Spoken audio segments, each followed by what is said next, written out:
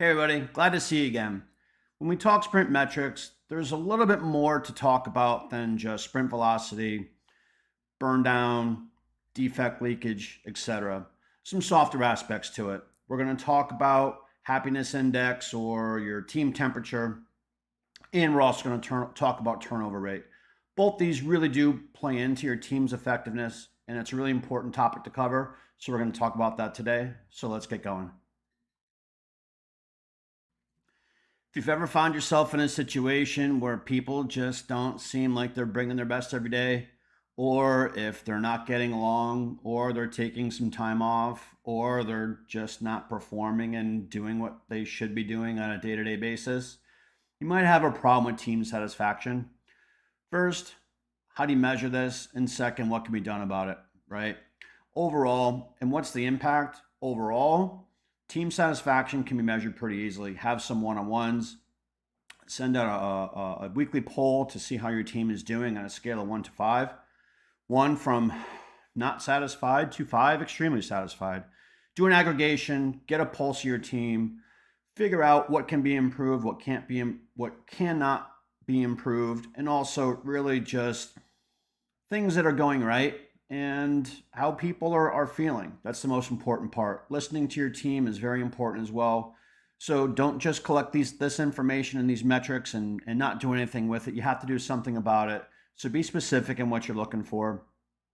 Make it meaningful, make it valuable. And then on top of this all, put an action plan into place and continually go ahead and measure this biweekly, monthly, weekly if you want to, in order to make sure that your team happiness score is always high and that your team is continually satisfied so that they can do the best job possible and you can get the best results possible as well.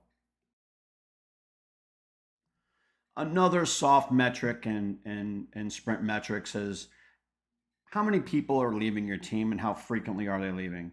It's a part of managing a team that is maybe not so much counting towards a sprint metric, but overall it does play into your sprint metrics because if you continually have to train your team over, you continually have to go ahead and reset your velocity because you have new team members starting, it can be a big problem for you to produce something that's consistent, keep the learning curve down, and keep efficiencies high, and keep your customer satisfaction and team satisfaction high.